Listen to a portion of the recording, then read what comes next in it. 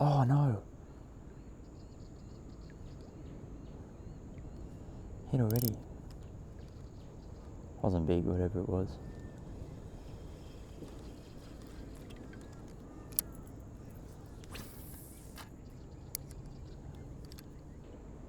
Because we're in such a small little system, I'm going to work this lure most of the way back to the kayak because, yeah, it's not very deep at all. Not very deep at all. I can see the bottom from here, but that doesn't deter me from saying there's no fish in here. But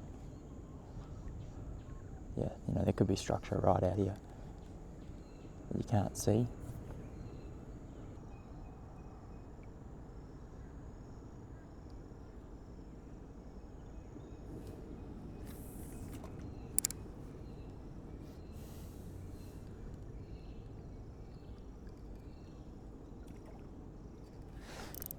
Oh, he bricked me already.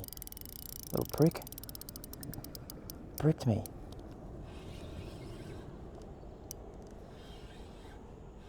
I don't know if he's still on. Oh, yeah, that was him. Oh. Lure was here. Lure was way over there. Brim doesn't do that. What?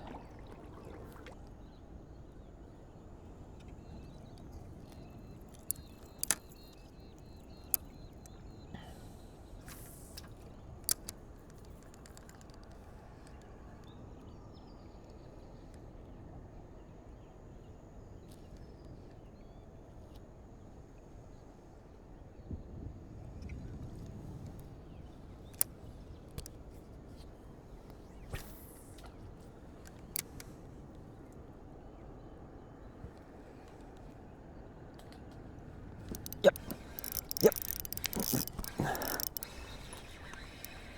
Yes, I think that's him. That's him. Yee-hoo! How good's that? Oh, perfect little snag. Perfect little snag, and saw some little bait flicking. He's not massive at all, but it's a start. How good's that? Beautiful little specimen. Right off a little mangrove line on the MMD prawn. Very, very cool. So stoked. Only little fella, you know, 25 or so, but very cool in these little shallow systems. Very fun. Hey mate, I'll send you on your way. It's out here. How sick is that?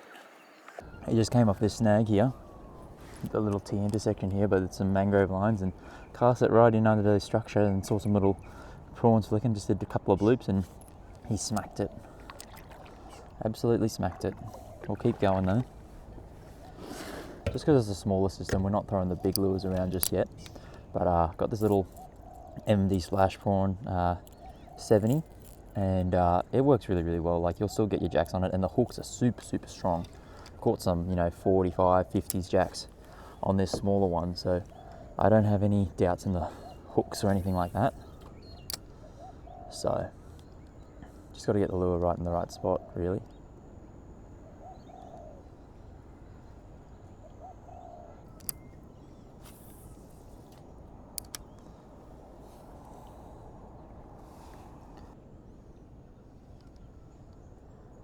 You can see what we've got here. We've got a very, very skinny little section of river, so you don't have to get the lure right into the snags. Obviously that's better, but you can cast it right down the middle, because you never know, there could be a snag that goes all the way across, or the fish are more willing to come out because it's just skinnier water. They don't have to travel as far, and before they can turn back around. So don't disregard these spots, especially the super shallow stuff. Like some jacks that I've got have come out of like less than a foot, you know.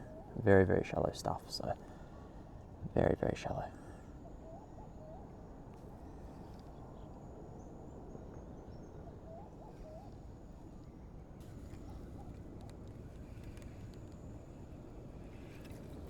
Lots of little bait in here.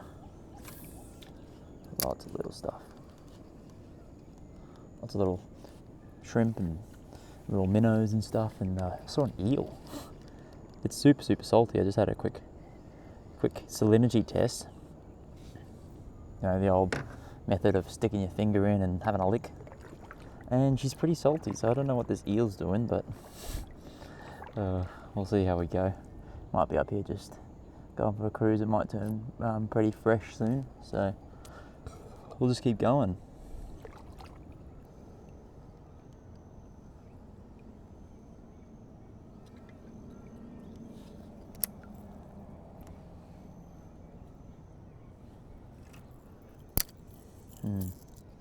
Structure's just becoming a little bit too hard to get a surface lure into, so we might just change it up here and get something to skip in and around all these structures in the deep stuff.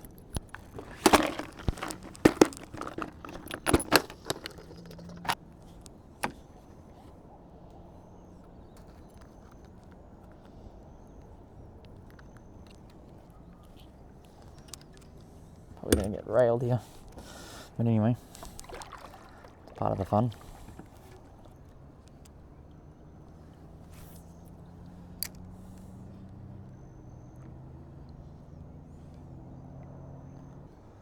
The reason I've gone to subsurface is just because it's getting a bit tricky to get casts right into these little structures and stuff. And with this sun coming up, they're becoming very, very limited. So a little skipping plastic, it's weedless. It's a little prawn, and it's a little pro lure prawn, and I used it in a previous video, but I didn't really explain it. But basically I've got it on a very lightly weighted worm hook, weedless, and what happens is with the 65mm, or however big it is, 60mm, it actually sinks very horizontal, so very, very flat in the water, and all these little appendages and stuff get going, and very, very natural looking for a prawn.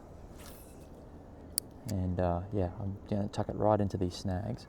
Work really, really slow up this section of the river. Very, very skinny, but lots and lots of structure, eh? Tons of it. We'll just see how we go. Fish this for a little bit. And then if we don't get anything, then we'll change it up again.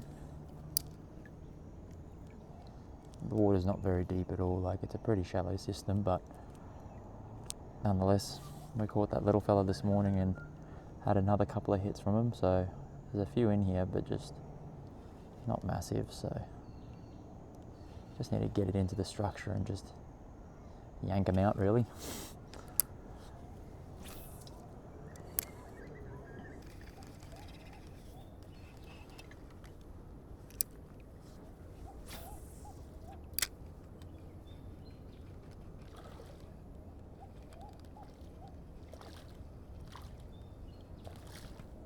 Oh no.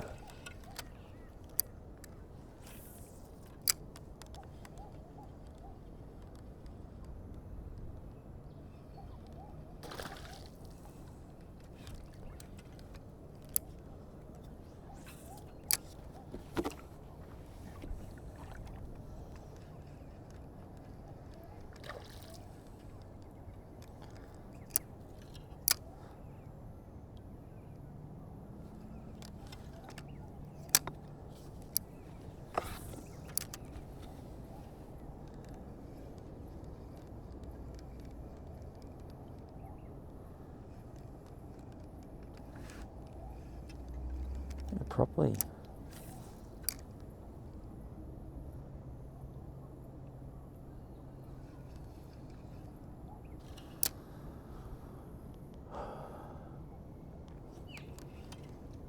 A little tarpon. Pretty sure they're tarpon.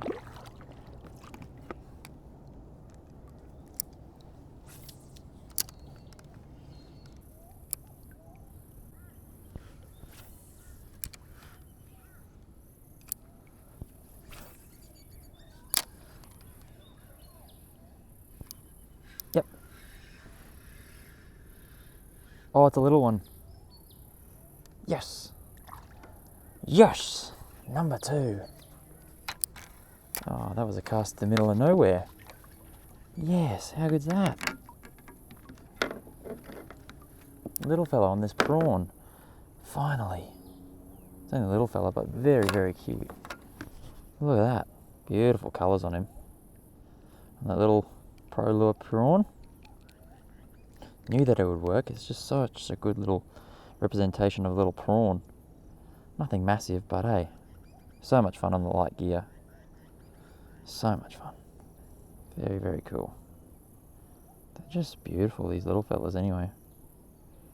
There you go. Knew that it would do the trick on you, mate. You couldn't resist. He's out of here. How good. Knew that little prawn lure would work. Just had to be persistent with it. Fish a bit slower, a bit deeper.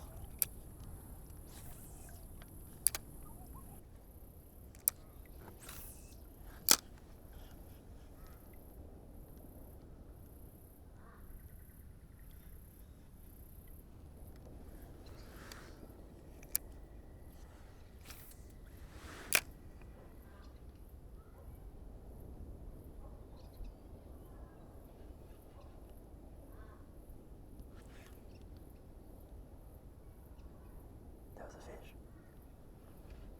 Yep, got him.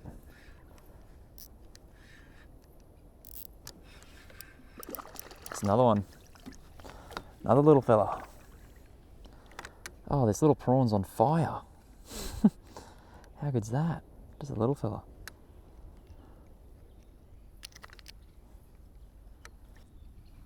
Nonetheless, very, very cool. Look at the colours on him, eh? So sick. Let you go. He's out of here. Very, very cool. Not even a good structure. Saw him, like I twitched it on the end of this snag and yeah, saw him come out for it. I saw it had a hit and then it fell down the snag and obviously it must have been just slowly drifting down and he just whacked it again. So it's cool to see there's fish in here, especially when you're exploring a new system. So like this is a very cool little spot. Like sure, the jacks aren't massive or anything like that, but not many people probably fish here. It's super shallow, so no boats can get in here. But it's obviously holds some bait and stuff. We've been seeing some tarpon and some queenies getting around, so there's obviously enough food in here for these fish to survive. So for today we'll play around in the nursery and just have a good time of it, you know. Little mullet hanging around here. Might need to change up lure here. There's some mullet and stuff scooting around.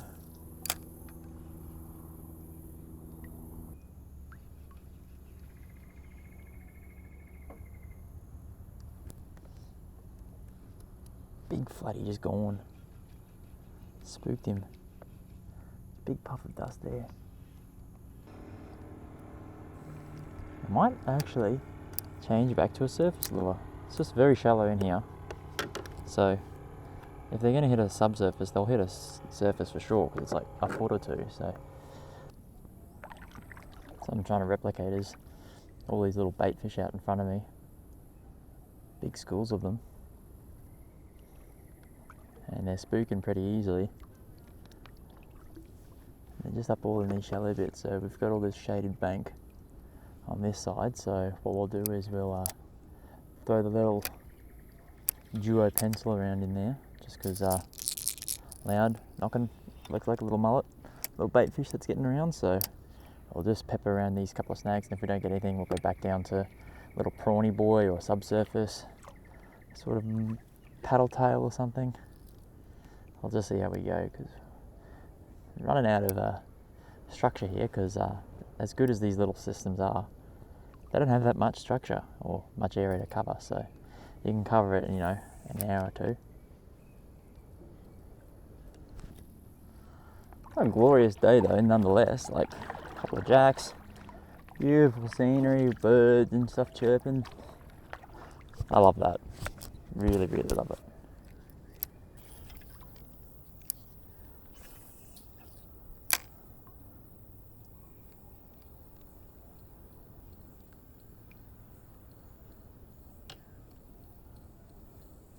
Oh, there's one under it. There's one under it. Look at him. Oh, I don't know if you saw that. He was under it, looking at it. Followed it all the way out. Just a little fella though. He was very interested in it, eh?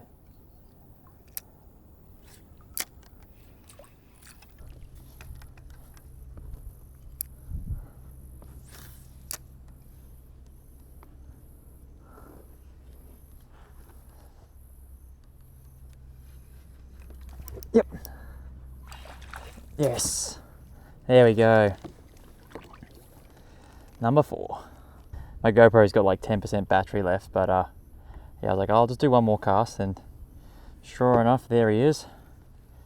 Beautiful little fella on that clone prawn. They're just loving it today.